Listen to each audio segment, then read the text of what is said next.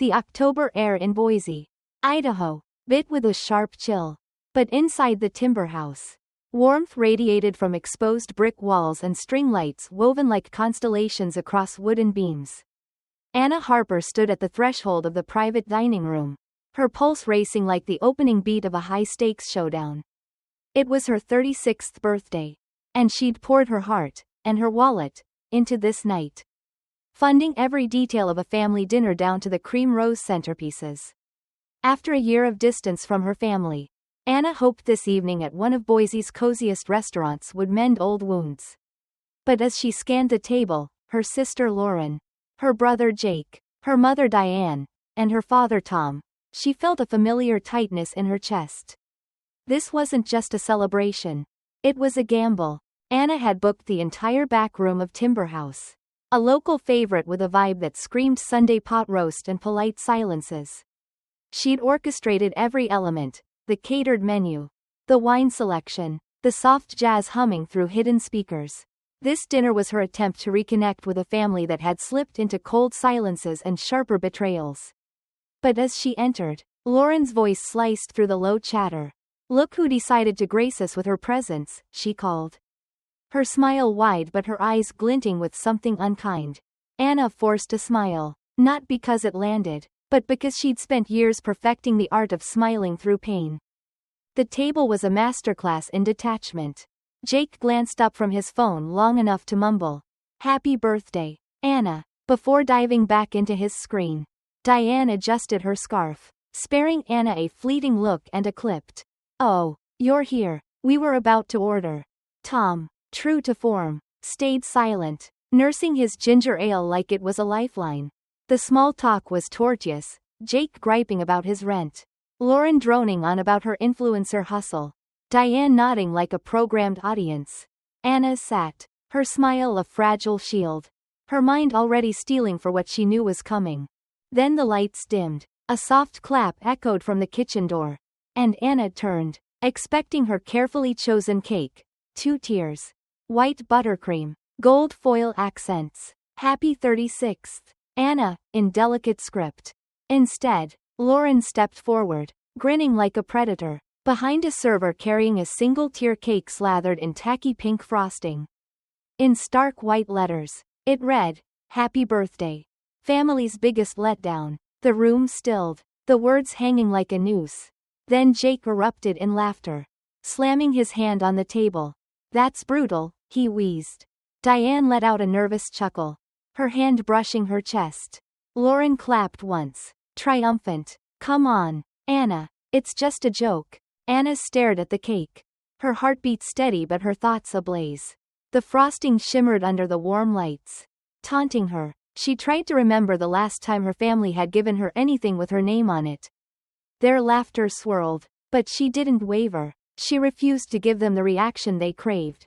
Instead, she smiled, not from amusement, but from defiance. "Clever," she said, her voice cool, her gaze pinning Lauren's. The table missed the shift, but Anna felt it, a fracture in the mask she'd worn too long.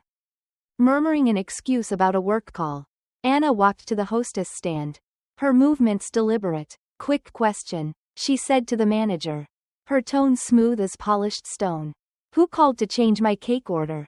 He hesitated, checking his tablet. "Lauren Harper. She called 2 days ago. Said it was a last-minute switch." Anna nodded, thanked him, and stepped into the crisp Idaho night. Beneath the glow of string lights, she opened her phone's notes app.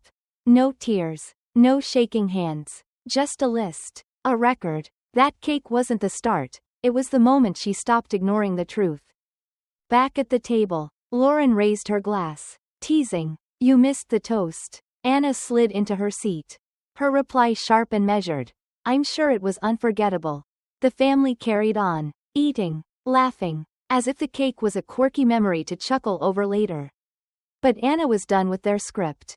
Her mind replayed years of betrayal, the business plan she'd sent Diane, only to find it forwarded to Lauren without a response.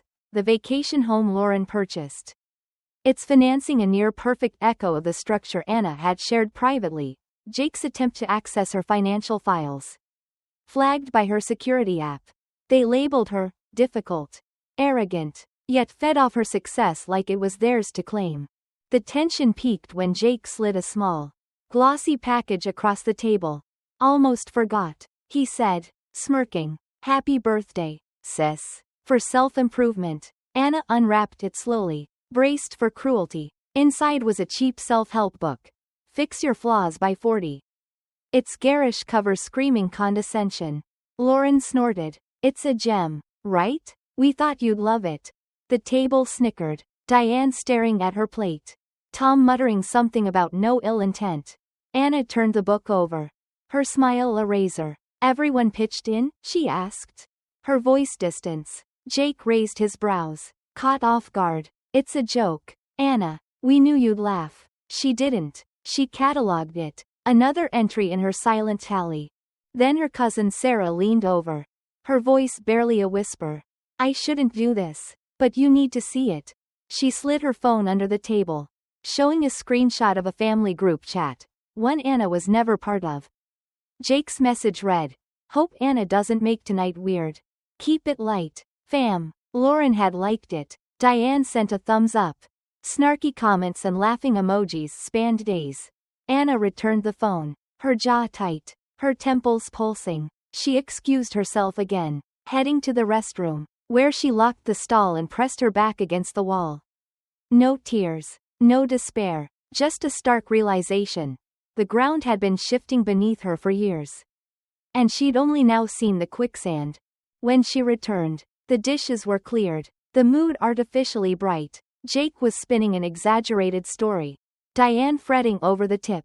Lauren soaking up the spotlight. Anna sat, her smile mechanical, her glass untouched. She no longer felt like one of them. She was a stranger who knew their secrets too well. In that moment, she began to plan, not just to leave, but to unravel the life they'd forced her into. Silence was no longer an option. As the evening ended, Anna slipped out the side door without a word. Ignoring Lauren's parting shout of, Happy birthday again. She walked past the parking lot. Past a discarded party balloon on the sidewalk. Letting Boise's night blur around her. The streetlights cast a gentle glow, softening a world that had never felt soft. At her hotel, she kicked off her shoes, hung her coat, and sat on the bed, staring at the ceiling. Her phone buzzed. Texts from her friend Ryan. One from Sarah, two from Jake she ignored. But her focus was elsewhere, piecing together a truth she'd buried too long. Opening her laptop, Anna pulled up an email from last spring. Subject: Thought you might be proud of this. She'd sent Diane a pitch deck for her startup. A labor of love. No reply. But the forward history showed Diane had sent it to Lauren 30 minutes later. No message. Just the file. Anna's breath hitched. Not from shock but from clarity. She checked public records and found Lauren's vacation home purchase. Its financial structure nearly identical to the example she'd shared. Her fingers paused over the keyboard. Then typed one line in her notes. That's enough. The next morning, a text from Diane arrived. Brunch at ours. 10:30. Family time matters. No apology. No mention of the cake. Just an order. Anna arrived late. Intentionally. Her presence a quiet revolt. The backyard was a curated fantasy. Reclaimed wood table. Pastel ceramics. Fresh orange juice. Lauren greeted her with a saccharine. There she is. As if the previous night never happened. Diane remarked. You look tired. Anna. Her smile brittle. Anna took her seat between Ryan and Diane, letting their chatter drift past her like fog. When Ryan quietly praised her recent mentorship fund, Diane interrupted with a sharp laugh. Anna's always had big ideas. Execution's the hard part. Lauren giggled, clinking her glass. Anna's fork stilled. She looked at them, then at Ryan, who shook his head, his voice low but firm. That's not funny. The table froze. Diane blinked. Excuse me? Ryan held her gaze. You invited her here to say that. Anna folded her napkin, her voice steady. You know what's wild? How you weaponize jokes but dodge the truth. She stood, Ryan rising with her. Diane scoffed. Don't be dramatic. Anna turned, her eyes cutting. I'm not dramatic. I'm precise. That night, Anna sat at her hotel desk.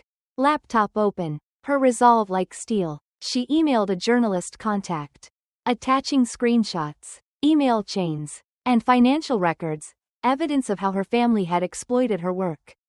Her trust. Her silence. By morning, the article was live on Forbes. The silent investor who funded her family and walked away. No names were blurred, but the truth was undeniable. Anna didn't cry or celebrate. She closed her laptop and stepped onto the balcony. Boise's skyline sparkling below. This wasn't the end. It was the start of a reckoning her family never saw coming. The Boise skyline glittered under a blanket of stars. But inside Anna Harper's hotel room, the glow of her laptop screen cast a harsher light.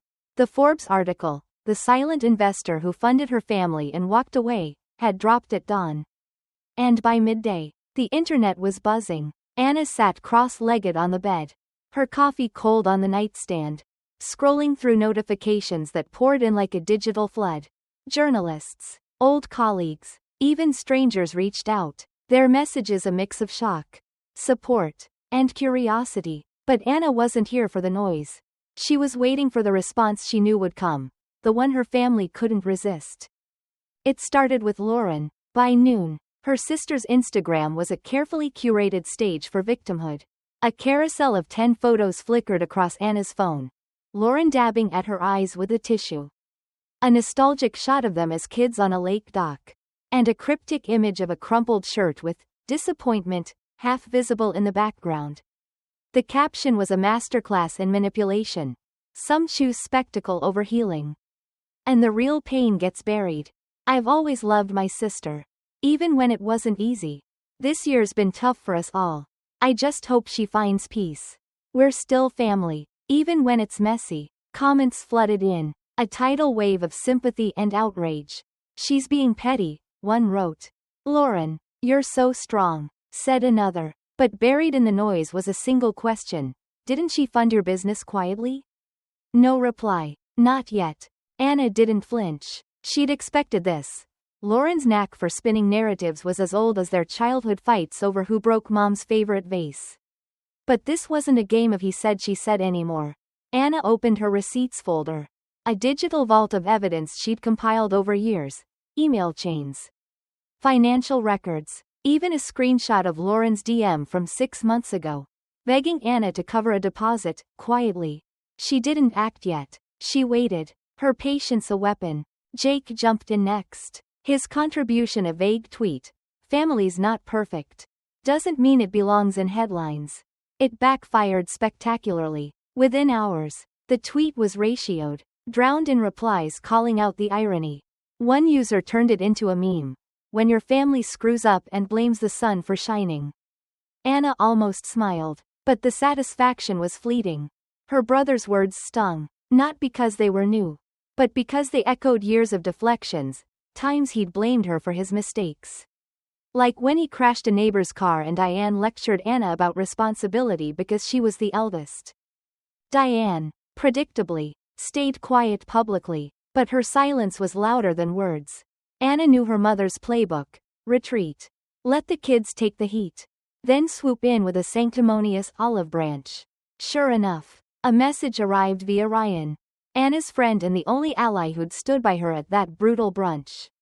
Diane's text was a jagged mix of guilt and denial. We're still your family. Anna, you've misunderstood everything. You always take things too far. We love you. I hope you'll come home. Anna read it twice. Her face blank. That's not an apology, Ryan said, his voice soft but firm. I know, Anna replied, handing back the phone. I'm done explaining myself to people who don't listen. The fallout was swift and public. Lauren's carefully crafted image took a hit when 2 brand campaigns she'd hyped on her stories vanished without explanation.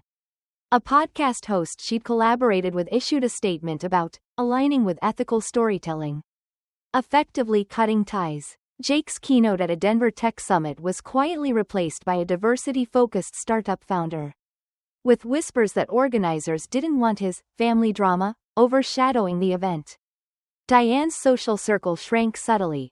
Mutual friends stopped tagging her in posts. And a few started following Anna instead. The shifts were small but seismic. Proof that truth, once unleashed, had a way of rearranging the board. Anna didn't gloat. She didn't need to. The real victory wasn't in their losses but in her freedom. She booked a one-way ticket back to Seattle, her home base, where the rain and the rhythm of her life felt like a clean slate. No grand announcements. No tearful goodbyes. She left Boise without a backward glance. Ignoring Lauren's final text. "You didn't have to do this."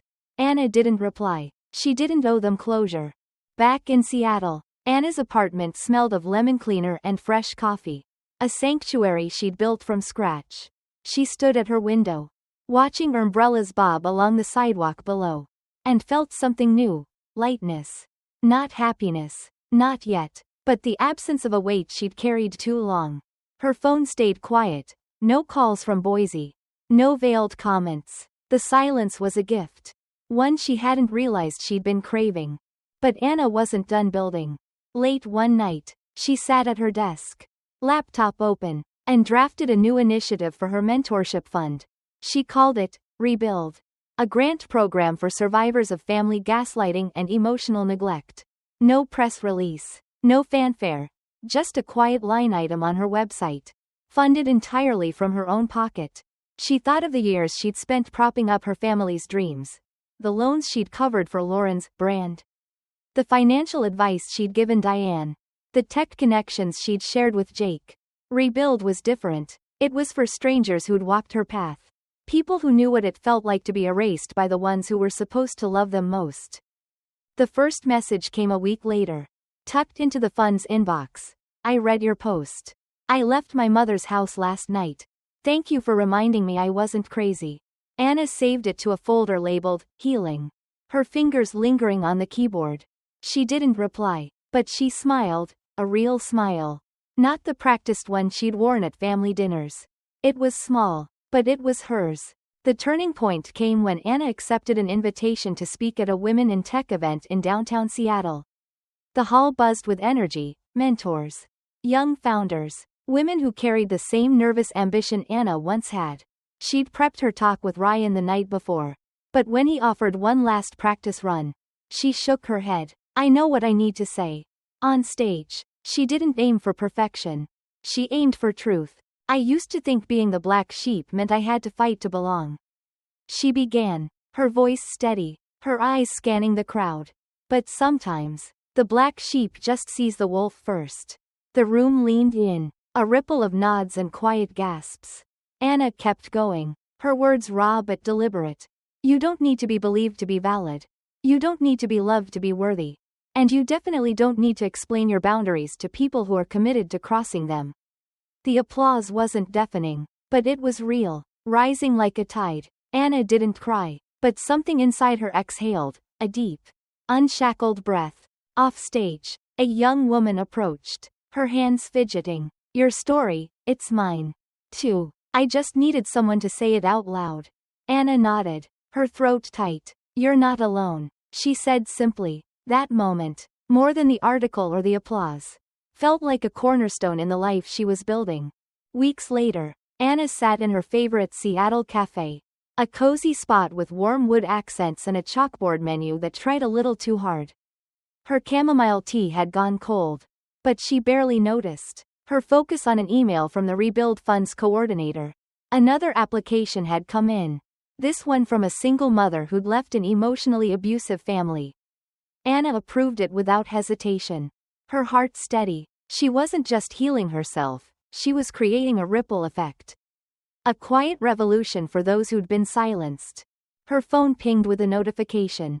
But it wasn't from Boise. It was a DM from a stranger. "Your Forbes piece saved me. I walked out of my dad's house today. Thank you." Anna typed back. "You're welcome." Heal loudly. No signature. No flourish. Just truth. The message of Anna's journey was clear, etched into every choice she made.